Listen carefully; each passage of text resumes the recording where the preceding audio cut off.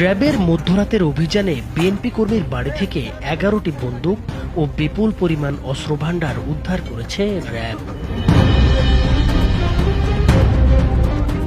গতরাত ৩টা থেকে চট্টগ্রামের রাউজানের নোয়াপাড়া এলাকার ওই বাড়িটি ঘেরাও করে অভিযান চালায় র্যাব সদস্যরা।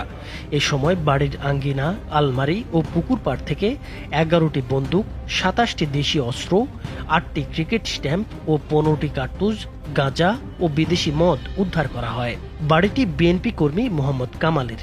তিনি সাবেক ইউনিয়ন পরিষদ চেয়ারম্যান খায়েজ আহমেদের ছেলে এবং পদ স্থগিত হওয়া বিএনপির কেন্দ্রীয় ভাইস চেয়ারম্যান গিয়াস উদ্দিন কাদের চৌধুরীর ঘনিষ্ঠ অনুসারী। অভিযানে কামাল সহ তার চাচাতো ভাই সোহেল ও পরিবারের এক কিশোর সদস্যকে গ্রেপ্তার করা হয়েছে। বিগত 1 বছরের বেশি সময় যাবৎ রাউজান এলাকাটা বেশ সংঘাতপূর্ণ ছিল।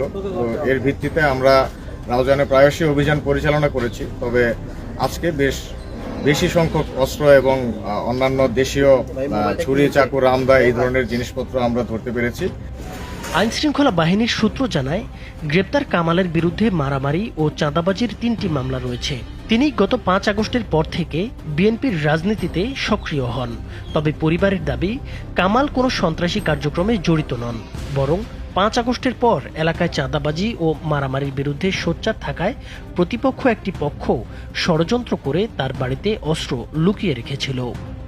দেখাতে পারবেন একটা রেকর্ড আমার নামে কোনো অভিযোগ আছে, কোনো মামলা আছে, কোনো আগে মামলা খাইছি 50 বছর। অন্যদিকে র্যাব বলছে, সুনির্দিষ্ট তথ্যের ভিত্তিতেই তারা এই অভিযান পরিচালনা করেছে। নাইমুর হোসেন, মাছরাঙ্গা টেলিভিশন।